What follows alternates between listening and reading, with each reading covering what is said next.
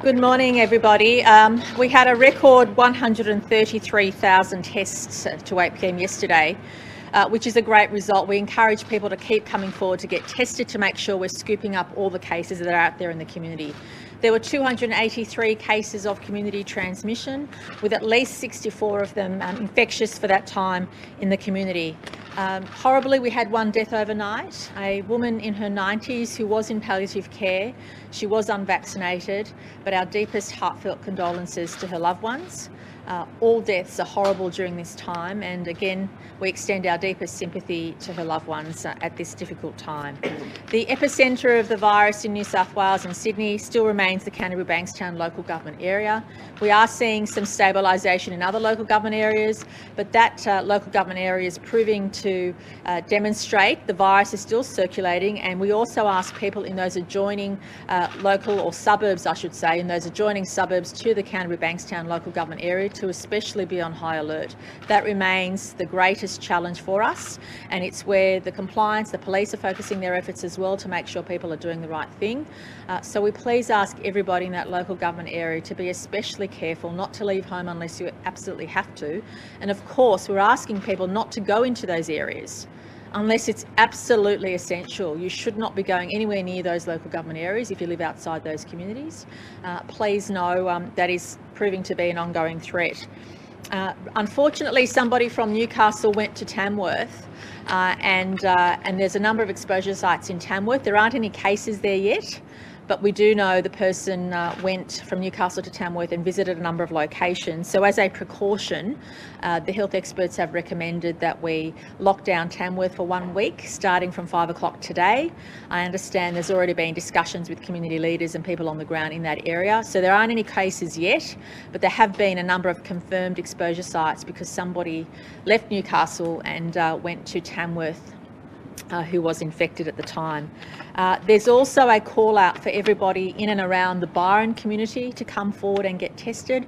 So the Northern Rivers community is on high alert at this stage. There won't be any further action taken, but I understand, and Dr. Chant will elaborate, that there is a case there.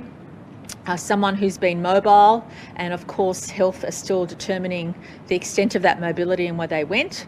So we are calling out everybody in Byron and the Northern Rivers community has any symptoms to come forward and get tested, and the health experts are watching that community very closely. Today is a positive day for HSC students in those local government areas of concern. We're looking forward to welcoming them all to Kudos Bank Arena today and having them vaccinated. We know how key the vaccination is, not just to obviously preventing people from going into hospital, but from reducing the spread. And we're especially pleased that we're giving HSC students the opportunity to safely sit their exams to make sure they're vaccinated by the time their exams roll around. And I want to thank all those students who've already registered, those that are turning up, and we hope to see thousands vaccinated during the course of this week. And of course, from next week, Kudos Bank Arena will open up into a broader mass vaccination hub, joining the number of mass vaccination hubs throughout Greater Sydney and New South Wales. Can I also welcome today in particular Dr. Richard Totro, who is the manager of the ICU unit at RPA. He deals with COVID patients on a daily basis, and we thought it opportune for him to discuss what he sees and what he's recommending to the great citizens of our state in relation to dealing with COVID. So a big welcome to Dr. Richard, and what we'll do is obviously after Dr. Richard speaks, we'll ask the media to provide him with any questions so that he can leave and get back to his important work, with all due respect to everybody here. So I'll now get Dr. Chant to provide her update, and then we'll ask Dr. Richard Totro to say a few words. Thank you very much, Premier. So there are 283 locally acquired cases of COVID and a record number of tests, 133,840. In terms of there are currently 349 COVID cases admitted to hospital, with 67 in intensive care and 27 of whom require ventilation. In terms of the areas we are most concerned about, we're most concerned about the Canterbury-Bankstown area, and also we're seeing stabilisation in Fairfield, but still reasonably high case levels in Fairfield, Liverpool, Blacktown and Penrith. Particularly that eastern area where we took that action yesterday to introduce further restrictions. In terms of the Tamworth lockdown provisions, I'll just disclose that a young lady was exposed to COVID in Newcastle. She then travelled to Tamworth on the evening of the 4th, arriving in Tamworth on the 5th. She attended a number of venues, and I'll read those out, and anyone who's been at these venues is considered a close contact and must get tested and isolate for 14 days. And we've also got a number of casual contact venues. So in terms of the venues where we're requiring people to immediately isolate and get tested, and you're going to have to stay in that isolation for 14 days, it's the Inland Cafe Tamworth on Thursday the 5th of August from 9:15 to 10 a.m. The Tudor Hotel Tamworth on Thursday the 5th of August from 11 a.m. to 11:40 a.m. And the Habesha Ethiopian Restaurant, The Junction, at any time on Friday the 31st of July to Thursday the 5th of August. And the Mr. Rice Takeaway, Cooks Hill, on Wednesday the 4th of August from 3 p.m. to 3:20 p.m. And anyone who attended the following venues on the specified dates and times are casual contacts and must get tested and isolate until a negative test result is received. And that is the Gloria Jean's Tamworth on Thursday the 5th of August, 9:15 to 9:20 a.m. The Super Vape Stall in Tamworth on Thursday the 5th of August from 10:55 to 11:05, and the Ampol Roadhouse on Thursday the 5th of August from 12:25 to 12:30. She then returned to Newcastle on the 5th of August, and hence why there are no additional exposure venues from that time. The Premier mentioned that we have been alerted overnight to a gentleman in his 50s who is staying in the Byron area. Investigations are underway to determine his source of infection. We understand he did travel from Sydney earlier in towards the end of July. He is currently being re-interviewed, and we are also arranging urgent testing of his 2 household contacts. And once we have more information, we'll be alerting to the community in terms of any venues that he's checked into. At the moment, we don't have any venues that he's checked in using his QR codes at this time. Thank you.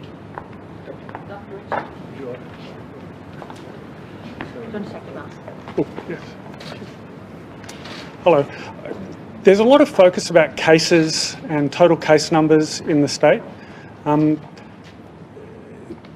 The thing about the case numbers is that eventually those cases funnel into the ICU. ICUs across the state are a relatively limited resource. They're usually quite full.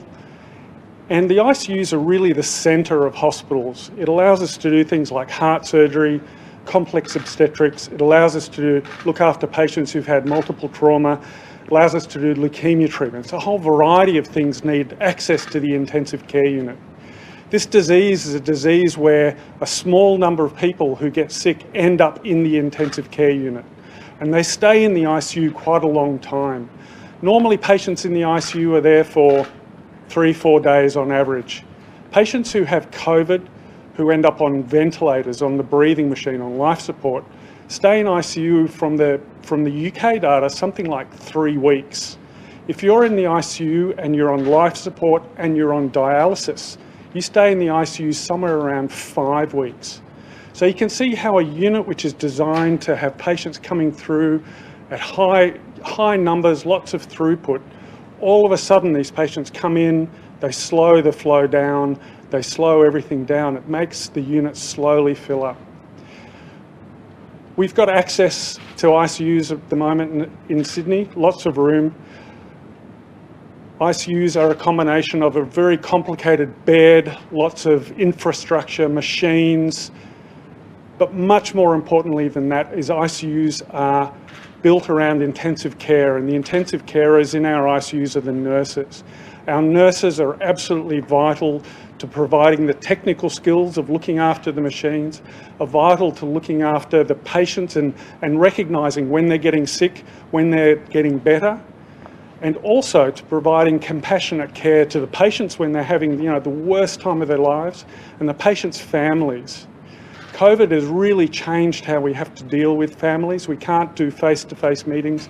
We have to do this digitally, and it really adds an extra layer of complexity. Looking after COVID patients is very hard work. It's really demanding. You're in layers of PPE, which is hot. Particularly for the nurses, it's difficult work. It's physical work. For the medical staff, if you're doing procedures, if you're doing operations on these patients, you've got the PPE and then sterile equipment over the top of that. It can be very difficult work. And these are really sick patients. So what we want to do is take these patients who are really sick and stop having them. We want to stop people getting sick and ending up in ICU. And there's really good evidence from all over the world that the vaccinations that we have available to us stop people, once they're vaccinated, stop people needing to come into hospital. Almost all the hospitalisation goes away. Almost all the need for ICU goes away, and almost all the death goes away once people have been vaccinated properly. And that's what we want to see. You take this disease, which in older people, 10-20% of people end up in ICU, and you make it a much more mild disease. A disease that can be managed as outpatients, it can be managed with telehealth and so on, rather than burdening the hospitals, overrunning hospitals. And we know from having looked around the world that when hospitals are overburdened, when they're running at over capacity, more people die than would have otherwise. Doctor, do you hear from patients who have ended up in the ICU, like we've seen in other parts of the world, that they regret not getting vaccinated? Unfortunately, once patients come to my ICU, most of them are too sick to be talking to us. They're on ventilators, they're feeling really sick, and I personally haven't heard that. I'm aware of other people around who've been told that, yes. Doctor, are you worried about the capacity of our current hospital system and the ICU system more broadly? Are you worried about that coping with the spread of this outbreak? At the moment, the hospital system is responding really well. Everyone is pulling together. There are reconfigurations and a whole pile of stuff being done to help us cope. So at the moment, we're responding really well. Doctor, how many ICU beds does a regional hospital typically have? How many sick COVID patients can they handle before they need to start transferring to a city hospital, patients away from their families and that sort of thing? Most regional ICUs are smaller than big hospital ICUs, but it's not so much the number of beds, it's the amount of staff. And at the moment, the regional hospitals are well staffed, they're running okay. Dr. Todero, how many cases a day could New South Wales withstand at the moment before the ICU is under significant stress and we see more lives lost than should be? I actually don't know the answer to that. I'd have to turn to our public health experts to give me advice on that. Do you think at 200 to 300 cases a day, what you're seeing at the moment, until November where there's 80% double dose, the ICU systems could manage, or are you concerned about keeping 200 to 300 cases a day until that period? We've been running at about 200 to 300 cases a day for a little while, and the ICUs are managing well. Yeah. Doctor, this might be a question more suited to Dr. Chan, but perhaps you know the answer. You mentioned reconfigurations to make sure that the hospital system is on top of things. Are COVID positive patients in hospital being transferred from Sydney hospitals like yours to other hospitals, potentially Wollongong? Not that I'm aware of. No. Dr. Chan. Maybe Dr. Sorry. Fine. There'll be clinical decisions about patients moving wherever is clinically appropriate to do based on ICU availability. Clearly, a large number of the southwestern Sydney communities live very close to Wollongong, so whilst it sounds distant, there is actually quite connectivity. So I wouldn't rule out anything. What we're more committed to is making sure that people have access to the best care. And can I just also acknowledge that the intensive care that is provided in the Australian context is one of the best in the world. But I think that you would actually say the key message is get vaccinated. We do not want to see anyone in ICU, and we have the tools to prevent you going to ICU, and that's getting vaccinated. And I don't think we've seen anyone who's had the 2 doses of vaccine in ICU, and I think it's really critical for people to go out and get vaccinated. Can I also just go back to my call out about Byron? I should have also mentioned that we do need to get testing numbers in that Byron community up, so anyone with signs and symptoms. Unfortunately, this gentleman was infectious in the community for a while. He had symptoms for several days, so we are quite concerned, and we do want to see those testing numbers increase in that area, and we'll be monitoring that closely. Sorry, before I hand back to Dr. Totaro, can I also make this point, that it's not so much when it comes to intensive care units and the number of patients in there, it's not so much the number of cases we have, it's the number of cases we have that aren't vaccinated. Because vaccination is keeping people out of ICU, it's keeping people out of hospital. So it's not the total number of cases you need to look at to predict what's going to happen in intensive care.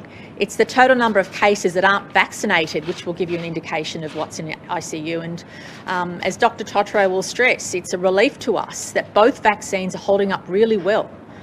Both vaccines are demonstrating keeping people out of hospital, keeping people out of harm's way, and also reducing the spread. And that's why to our outstanding health teams across the hospital network who are dealing with COVID patients every day, who see the pain and suffering that we don't see, their families do, and the staff do, what we can do to support them is to make sure we get vaccinated. Do you agree though, Premier, 50%? For Dr. Totaro first. Come on, mate. Dr. Totaro first. Yeah. Then he can go to work. Thank you. In terms of other jurisdictions you're looking at overseas, is there anything comparable, like Quebec was mentioned yesterday, something that's comparable to New South Wales? Are there other jurisdictions you look at overseas where you're modelling how your hospitals can cope and how your ICU wards can cope? New South Wales is pretty lucky. We've got controlled numbers at the moment and very different to what we've seen in the US, the UK, through Europe. So we can look at their numbers for how many people need to be in ICU and how many people need, how long they're going to be with us. But you know, for us, the really striking thing is that we haven't seen anyone who's had 2 vaccines, both their vaccines, come to the ICU and need to be with us. Nobody on ventilators with 2 vaccines, nobody on ECMO, nobody in the ICU needing after having had 2 vaccines. And if people get themselves vaccinated, they're helping themselves, because you'll stop yourself getting sick. You're going to stop the people around you, your family, your loved ones, the people that you live with and work with from getting sick, because they won't get it from you because you're not going to get it. And you're going to help the whole community, because 1, the higher the vaccination rates we have, the less people there are getting sick. And 2, then we can go back to having the sort of, you know, back to our lives that we had before. So getting everybody vaccinated, older people, young people, absolutely have to go out and get vaccinated. That's a really important thing from us. Can you talk to me on a personal level about the fact that there would obviously be a lot more young people now in these ICUs, and aside from car crashes, you wouldn't often see young people in those ICUs. Can you talk to us about, on a personal level, how different it has been, how shocking it has been for you, and obviously they deteriorate quite fast sometimes? So ICUs look after people of all ages, and having young people in the ICU is not uncommon. So we're used to looking after a broad range of ages in the adult ICUs. The remarkable thing about this disease is, in people who aren't vaccinated, just how progressive and relentless the deterioration can be, and how progressive and incredibly sick patients can become.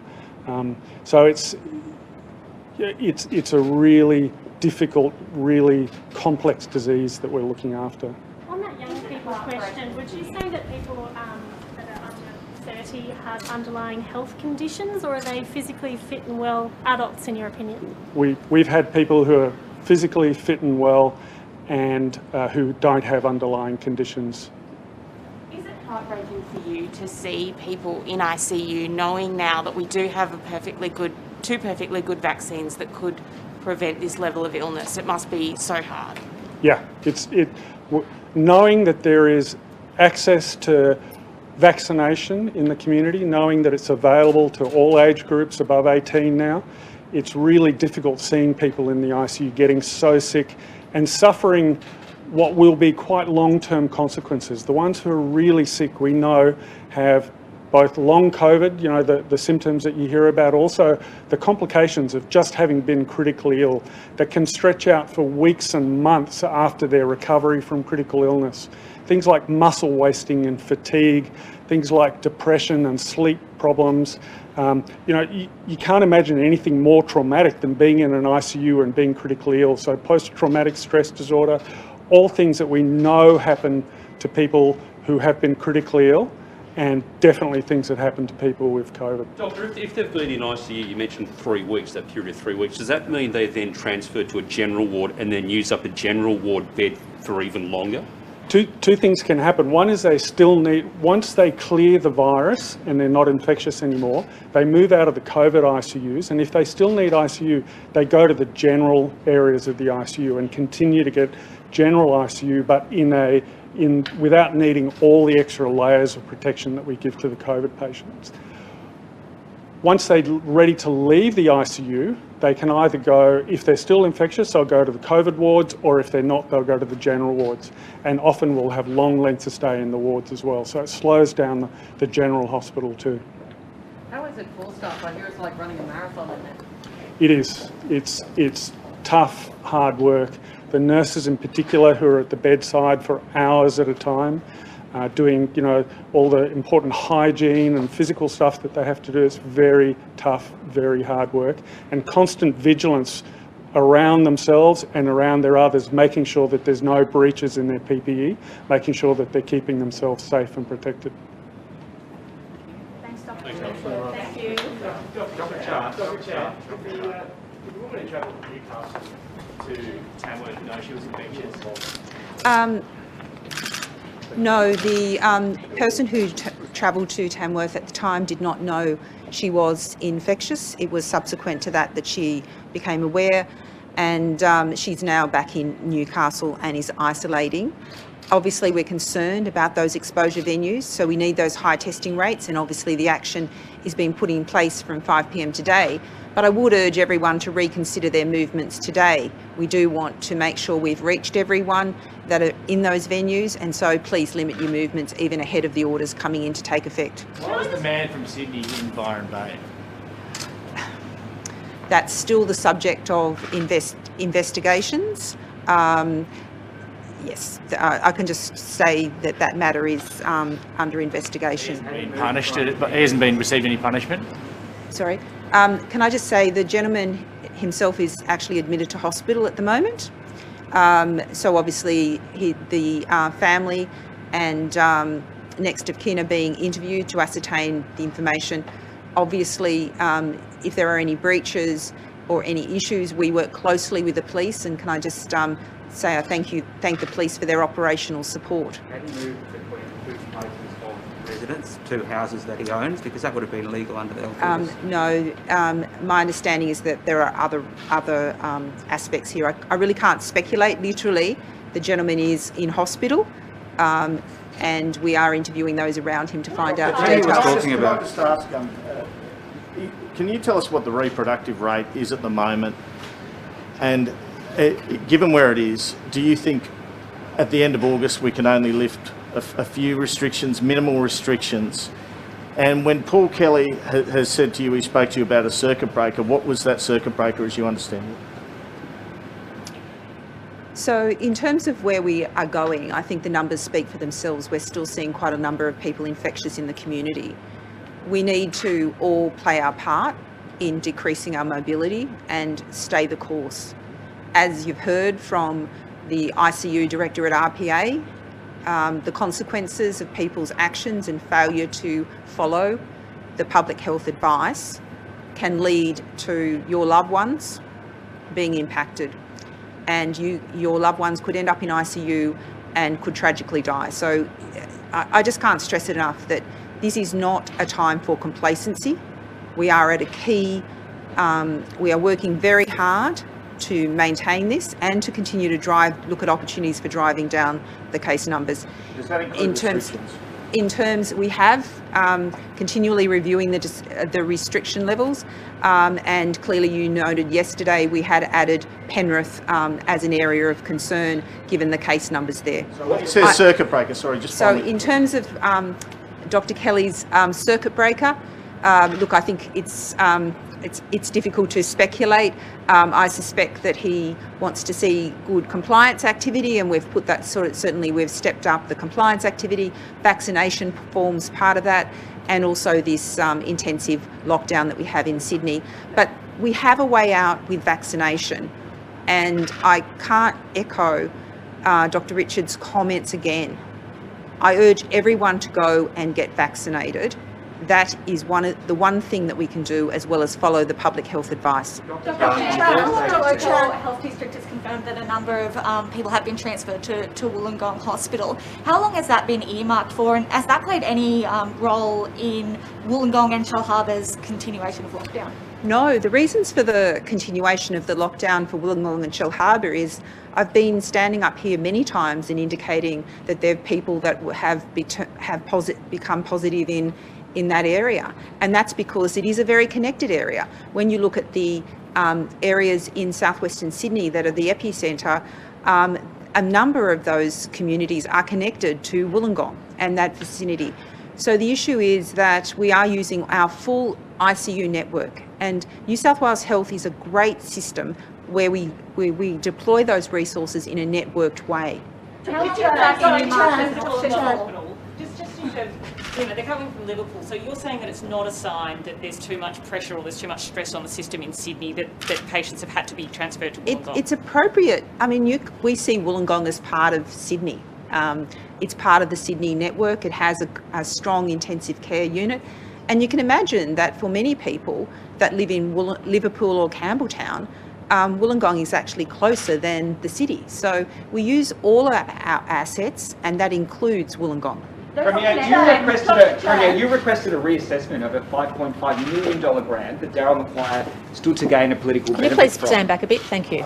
Why did you do that? And isn't that a serious conflict of interest, given you were in a secret relationship with him at the time? Firstly, the proposition you're putting is absolutely ridiculous, and second, all proper processes were followed, and that's all I say on the matter. Thank you. We've seen the letters that you exchanged letters with Darryl McGuire about this project. You wrote to him, you thanked him for bringing it to the government's attention.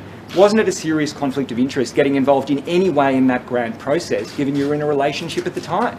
I refer you to my previous answer, and please respect this press conference. Any other questions? In terms of Tanya Davies, one of your backbenchers, has released a statement. She's concerned about construction, some other MPs too. Are you facing a bit of a revolt from some of your MPs just about the decisions that your crisis cabinet's making? Look, this is a difficult time for everybody, but when you are in a lockdown and when you know there are a high number of cases circulating in particular communities, you need to make decisions for the greater good. And can I firstly thank industry for really stepping up.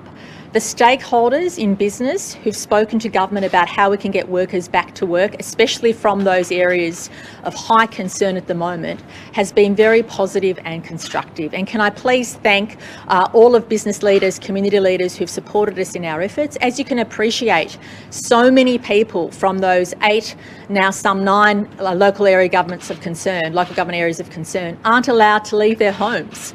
And the fact that some people are being offered that opportunity is a positive. And obviously the New South Wales government respects people's views on these matters, but we also appreciate that during a very difficult time, you need to think about the greater good and not continue the spread of the virus, but the opposite. So we're just saying to people in those local government areas, if you work in that particular industry, there are really good COVID safety plans in place. And please, if you want to work now, when many colleagues in different industries can't, if you want the chance to do that, just follow the COVID safety plan. And as we know... 50% vaccination rate, sorry, obviously that's first dose. Doesn't that mean... No, I haven't said first dose. Well, you mean by the end of August? I said 6 million jabs, yeah. The end of August, that's 50% first dose, right? Does that mean it can only be minimal restrictions if it's still 200, 300 cases a day, like hairdressers, like a couple of industries, as opposed to a more widespread thing? And secondly, when could kids potentially go back 1 day a week to school, for example? Yeah. Can I just make clear that the target I've set for New South Wales is 6 million jabs. So it could very well be that we have maybe 60% of first doses and 40-something% of second doses. So we've set the target of 6 million jabs by the end of August, by which time the health experts will have more confidence to put to us some things that can be eased. Now, it will also depend on what the case numbers are looking at like in 3 weeks' time. And I hope they're lower than what they are today, but we don't know. Heaven forbid they could be higher. And that's really up to us. It's up to us to make sure we continue to do the right thing. So the 6 million jabs gives us opportunities to consider what restrictions we can ease. It gives us opportunities to think about what life in September looks like. And can I please urge everybody, if you're able to get a jab, go get a jab. I can't stress that enough. I'm really pleased that HSC students today will be offered that opportunity for the first time with the Pfizer dose, but I really hope that everybody is considering the vaccination options. And again, you don't need to listen to me, but listen to Dr. Chant, listen to Dr. Totro, who runs the ICU unit in RPA. Is it quite minimal if we get to that level, or are you thinking about bigger step-out things like 1 day a week at school? Can I say that health and safety of our population is always our first and foremost priority, but so is mental health, and so is making sure that we transition as we move through the higher vaccination rate. So the government is considering our options. We want to make sure every step we take is a safe one, but that will be dependent on two things. Firstly, the number of jabs we get into arms between now and then. I think as of today, we have 4.5 million jabs, which is a good result. I'm hoping we get to 5 million jabs sometime next week. And then we have the home run to 6 million jabs by the end of August. As all the leading health experts say, I don't think I've heard a health expert anywhere in the world not say this. You don't have to believe elected people like me. Believe what the health experts say. The health experts say vaccination stops you going to hospital. It stops you spreading it to your loved ones. You can still spread it, but not at the rate which we're seeing now. And it also makes sure that we have a chance to get those case numbers down. Vaccination hub opened up today. I'm sorry to hear the first Wollongong's vaccination hub opened up officially today, a week early. But people from Shell Harbour and further south are now having to travel to Wollongong to get their vaccination.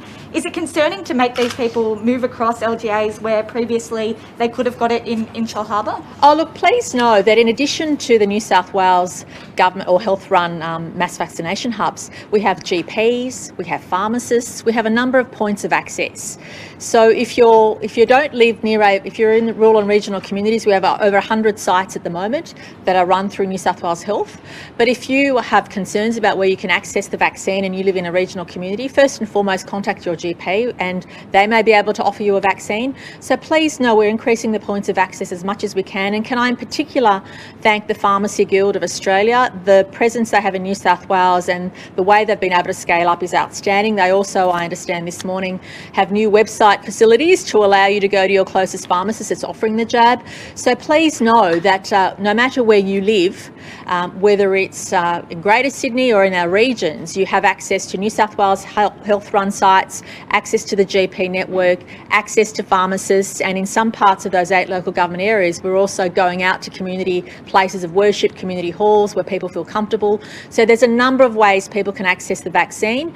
I'd love to have it at the corner of every street, but that's not possible. So please know that anyone who needs or wants to get the vaccine in New South Wales should do so. You foreshadowed incentives in opening up. I'm sorry, I didn't get the You first foreshadowed incentives in opening up for areas and postcodes that have 0 cases.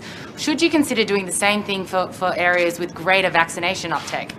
Well, look, obviously what we're keen to see is vaccination rates go up across the state, but in particular, we will have greater confidence in opening up things if the vaccination rate in those areas of concern increases, because we know that if we get the vaccination rate up in those areas of concern, it reduces the likelihood of having the spread continue the way it is. At the moment, we're seeing if you're not vaccinated and you have a large family, you're likely to go home and give it to every single member of your family. But if you do have the vaccine, chances are you won't give it to every single person in your family, and then each family member might leave the house for a purpose, and then that obviously continues the spread. So it's important for us to get those jabs up, but also in particular, and this has been the experience overseas in provinces throughout Canada, that a targeted vaccination program in those areas of concern has strong evidence of reducing the spread and allowing communities to live more freely, and that's why we're really appealing to people to consider their options. I was so pleased yesterday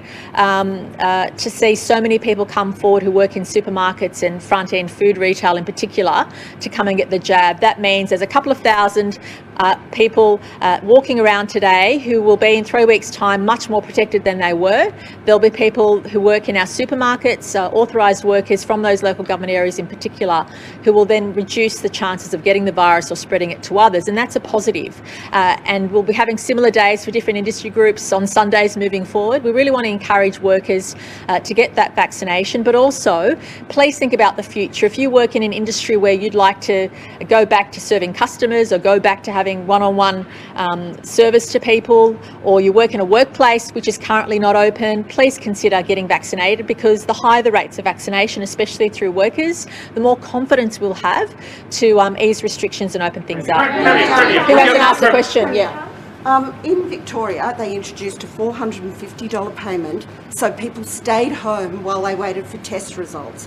Why haven't we done that, given we have this terrible problem of people being out in the community? Well, as you know, we have $750 a week disaster payments. We've also managed to make sure we have payments for people who might be already on an existing welfare payment to provide to close that gap. We also have direct support for people living in particular in those 8 local government areas. And I want to thank the non-government organisations and the community leaders and multicultural organisations who are working with government to provide direct assistance to households, which we're already doing. So please know that is work that is happening now. It's tied in with the fact that obviously we don't want people to leave home, so we're making sure they have every support they need. People are getting what they need over and above those payments that are offered. We're always looking at opportunities to do more, but please rest assured we've thought and worked very hard to make sure people in those communities get every support they need so that people don't feel they've got to break the rules. And can I also thank the New South Wales Police Force working hand in hand with the ADF, non-government organisations on the ground, as well as New South Wales government agencies to provide that support to communities in those affected areas. Weeks ago, the New South Wales government was asked to set up a walk-in vaccination hub in Mount Druitt around those vulnerable areas. Why are there no moves afoot yet to actually get that done? Oh look, please know we're looking to open up as many vaccination hubs as we can. What we desperately need also is doses and people coming forward to get the jab. So please know. Is there a move afoot to get a vaccination walk-up hub in Mount Druitt? Well, we're making sure, obviously, I'll speak to our health experts, our operations people in health, but please know that we are making sure that in those 8 local government areas of concern in particular, that people do have access to a jab, whether it's through Homebush or through Kudos Bank Arena from next week, through various vaccination hubs and multiple pop-up sites. We're making sure people have access to that, as well as an increasing pharmacy network, increasing GP network. This is all critical in making sure that people do feel they have access. And please know that many people who are authorised workers are leaving those areas to go work, and there are lots of vaccination opportunities throughout Greater Sydney. Please know that is not what's stopping people getting the jab. What is stopping people getting the jab is just the fact that people think they're not going to get sick, that somehow they're immune from it, but they're not. If you've got a Pfizer appointment, please ask people to come forward and get vaccinated. Who hasn't asked a question? At the back, yeah. So why is the government pouring about $10 million into this fund when government debts and deficits are rising? And were you aware of this strategy by the Treasurer? Do you support it? Oh look, I ask you to ask the Treasurer for that. He's the best Treasurer in Australia, and I support what he's doing. And I'll go to Clinton. Yep. Just on the what people might be able to get. Obviously, we understand the caveat. We've got to hit 6 million. But you know, would hairdressers be allowed back? Are other small businesses under consideration? That construction within the 8 LGAs. Could you give people at home? Yes, certainly. Well, in relation to construction within the 8 LGAs, that can recommence if there's obviously sufficient vaccination rates. So we're already having a pathway for some industries. As to what will occur in September will very much depend on what happens in August.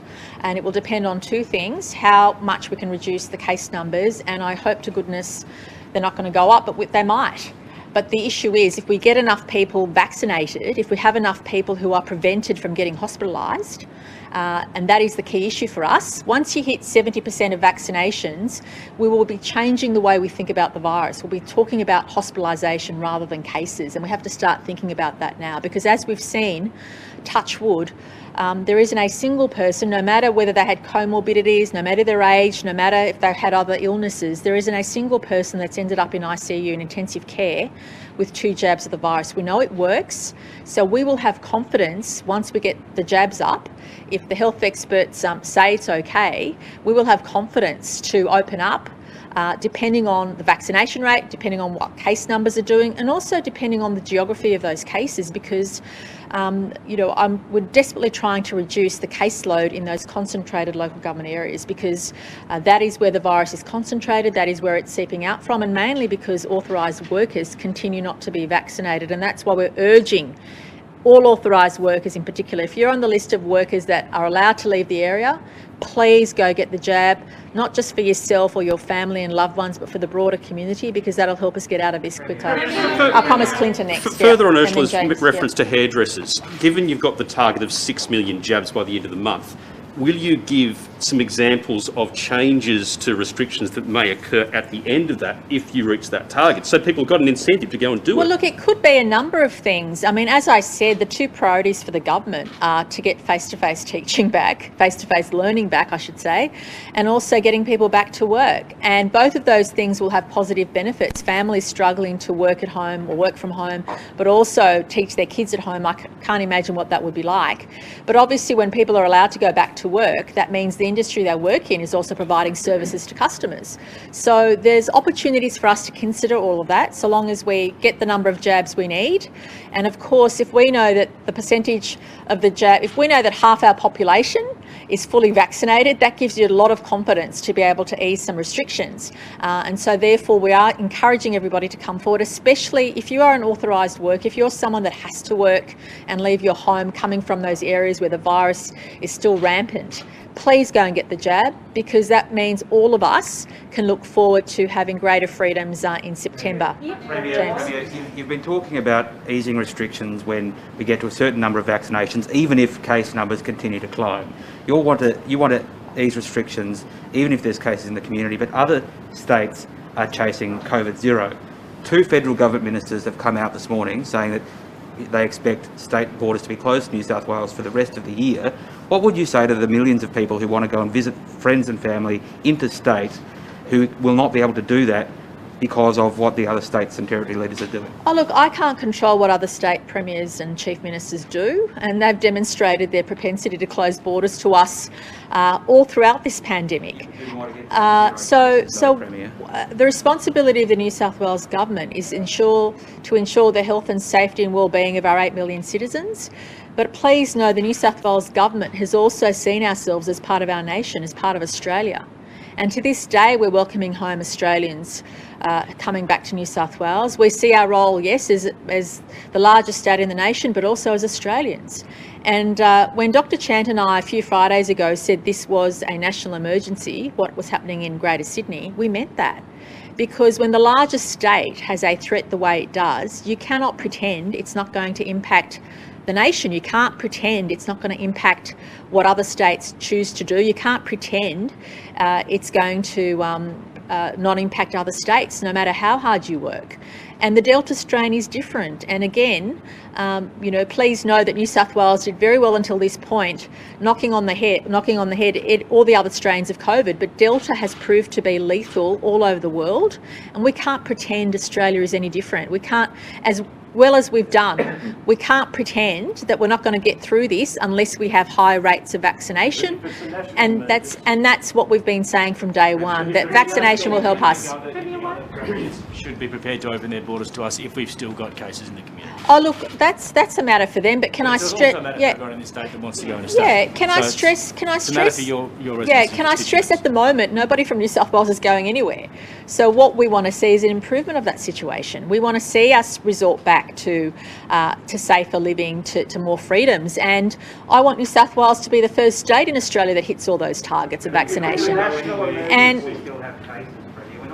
go to any states if we still have cases when the other states and territories will not open to us if we still have cases. So surely... But I'm sure if you asked the majority of people in our state, would you look forward to more freedoms than what we have now? I think the answer would be yes. Well, it's for us. It's more freedom. But at the moment now, nobody from New South Wales can travel anywhere anyway. So isn't it better for our citizens, for our health and safety and our well-being, to fight for our citizens to have those freedoms? And I remember other states closing borders to us when we had very low numbers of cases that weren't even Delta. So I think it's pretty predictable what the other states will do. I don't know about you guys, but I don't think any state premier is going to change their position on that. But what I do want to say, which is respectful to the National Cabinet process, is the Doherty report is an outstanding piece of research. The New South Wales Government is committed to respecting the National Cabinet's wishes in relation to the Doherty report. We're not intending to overstep our mark beyond what that report allows all the states to do. That report obviously allows certain freedoms at 70% vaccination, at 80% vaccination. And I do want to say respectfully that we respect the national process. We know there's expectations on each state to meet their challenge, to meet the standards in that report. New South Wales will do that. But please know that once we hit 50 or 60, lockdown plus easing some restrictions is very different to what the Doherty report says must happen at 70%. Do you not want to tighten restrictions? Sorry, Liz. There are some suburbs, for example, Cremorne, Artarmon and Mossman, that have 0 active cases and have double dose vaccine rates at around 27%. Are they going to be, are you looking at a situation where they might be able to have, say, meet a friend in the park for a picnic, or, are they going to be the ones that get eased restrictions when we get to the end of August, or are you looking at blanket? I think what we have to accept that the biggest threat, as the health experts say to us, is what we call seeding or transferring the virus through workplaces. And there's thousands of people that come out of those local government areas of concern every day because they have to. And Dr. Chant was telling us today that we're concerned about disability workers in particular who might be unvaccinated and the challenges that's posing that we noticed in the last few days. So our point is that whilst you have authorised worker that have high rates of non-vaccination, that is a risk to all of us. So the way we move forward is bringing everybody together along with us. You can't have the segregation to the extent where you can't just look at rates of vaccination in one suburb and the number of cases in isolation, because we're all connected. I mean, we're all connected as a nation, let alone as a state, as a city, and we have to accept that. So as much as we think we can hive things off and want more freedoms, we have to encourage each other and support each other to get the vaccine, not just where we live, but across the city, across occupations, across professions. It's in all of our interests to increase the rates of vaccination, especially in those communities where the rates of vaccination can be higher, where people are working because they have to, because we rely on them. We rely on them to support our aged care homes, our disability homes. We rely on them to get food to supermarkets. Because there's a cohort of workers that are moving around Greater Sydney, that poses a risk to all of us, and that's why we need to make sure we support them, support the great work they're doing by supporting them in getting vaccinated, supporting their employers to get on board. And I do really want to thank industry for encouraging their employees to come forward and get vaccinated, and that will support us. You haven't asked a question, sorry. Just on the Year 12 students starting their mass vaccination today, we're still hearing from some of them in the hotspot LGAs that they're experiencing glitches when they're trying to book in. Are you confident we'll be able to do all 24,000 students this week? And just secondly, do we have any more clarity about when Year 12s will be able to return to the classroom? Yeah, firstly, can I please say to any students in Year 12 in those local government areas, don't worry, there is capacity for you to get vaccinated this week. If you're experiencing glitches, we also have that telephone hotline number we gave on Friday, which you can ring to make sure you get your booking. We're actually wanting more people to come forward. I know there are thousands that have already made their bookings, but we have around 20,000, and I don't think we've reached anywhere near capacity yet. So if you're experiencing any glitches or any difficulties, please contact the hotline, even contact someone you know in the school community. But we're really, really keen to have students come forward and get vaccinated. It will ensure that they can attend their exams without risk of hospitalisation and with a reduced risk of spreading the virus if they happen to have it. national emergency. That's our last question.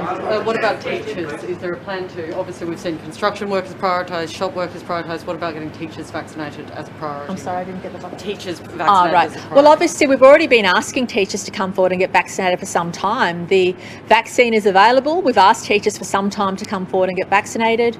The opportunity is there now, and we encourage them to do so. We thank them for their patience in having to teach from home. And in fact, I often think about teachers who have their own children to supervise whilst teaching other people's children from home, and I can imagine how challenging that would be. So I really want to thank teachers for that, but also encourage them. We did provide some opportunities some weeks back for teachers, especially in those local government areas, to come forward and get the vaccination, but we encourage teachers all over the state. We encourage anybody with any frontline contact with anybody else in any workforce to come forward and vaccinate it. And schools, as you would appreciate, are environments where you can ensure COVID safe plans and restrictions. That supervision level is there. There are other workplaces which perhaps require more compliance and more supervision. But in any event, anyone who works on the front line in any occupation, anyone who is currently at home unable to work and wants to work, please come forward and get vaccinated. That will help us have options as we go into September. But most importantly, please follow the rules, don't break them, and come forward and get vaccinated. Thanks, everybody. Thank you. Emergency. Why won't you tighten restrictions, Premier? If it's a national emergency.